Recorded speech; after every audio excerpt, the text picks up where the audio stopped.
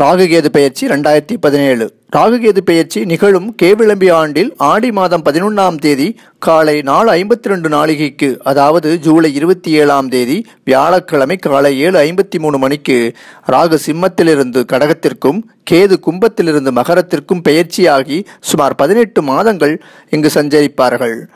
ராகு கேது என்பது கிரகம் அல்ல, சூரியன் சந்திரனுடைய நிழல் கிரகமாகும். அதாவது பூமி தன்னையும் சூரியனையும் சுற்றி வருகிறது, சந்திரன் பூமியையும் சூரியனையும் சுற்றி வருகிறது. இந்த சுழற்சியால் சந்திரனுடைய ஒளிவட்ட பாதையும் சூரியனுடைய ஒளிவட்ட பாதையும் சந்திக்கும் இரு புள்ளிகளே ராகு கேது ஆகும். அதாவது சூரியன் சந்திரன் ஒளி இணையும் பூமியின் வடதுருவத்தில் சந்திக்கும் புள்ளி ராகுவாகவும் தென்துருவத்தில் சந்திக்கும் புள்ளி கேதுவாகவும் உண்டாகிறது.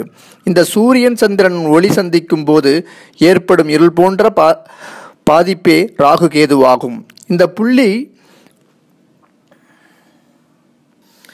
புள்ளி ஆண்டுகளாக நகர்ந்து கொண்டு செல்லும் போது, அதாவது ஒரு ராசிக்கு கடக்க 18 மாதங்கள் ஆகும். இவ்விரு நிழல் கிரகமான ராகு கேது இடத்திற்கு தகுந்தாற்போல் நன்மையும் தீமையும் உண்டாகும். எனவே சுய ஜாதகத்திற்கேற்ப பரிகாரமும் வழிபாடும் செய்து தீமைகளை விலக்கியும் நன்மையை அதிகப்படுத்தி கொள்ளவும் முடியும்.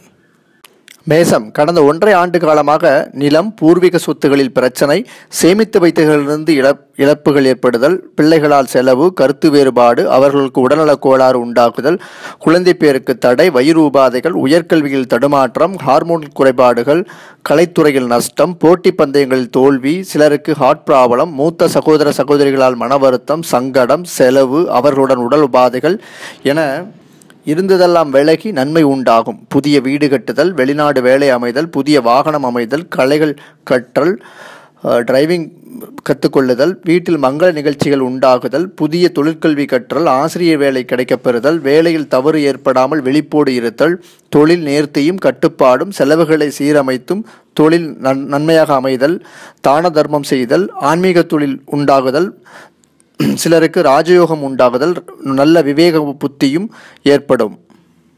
யாருக்கெல்லாம் சுய ஜாதகத்தில் கிரக பாதிப்பும் மோசமான தசாபுத்தியும் நடைபெறுகிறதோ அவர்களுடைய தாயாரின் உடல்நலம் பாதித்தல், வீடு வாகன பிரச்சனை உண்டாகி வம்பு வழக்குகள் ஏற்படுதல், வாகன விபத்து உண்டாகுதல், மனக்கவலையும் மனக்குழப்பமும் ஏற்படும், வேலையை இழத்தல், வீட்டில் அலுவலகத்தில் அமைதி குறைதல், ஹார்ட் ப்ராப்ளம் ஏற்படுதல், மூட்டு வலி உண்டாகுதல், தொழில் முடக்கம், வியாபாரத்தில் நஷ்டம் ஏற்படுதல், கல்வி தடை உண்டாகி தடைபடுதல், கிட்னி சம்பந்தமான உபாதைகளும் ஏற்படும். எனவே கிரக நிலைக்கு ஏற்ப பரிகாரமும் தெய்வ வழிபாடும் செய்ய வேண்டும்.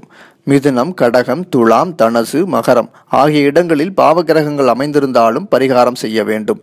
எந்த கிரகம் இருக்கிறதோ அக்கிரகத்துக்குரிய பரிகாரமும் தெய்வ வழிபாடும் செய்ய வேண்டும். குறிப்பாக ஜூலை 27 முதல் ஆகஸ்ட் 28 வரை, அதாவது 2017,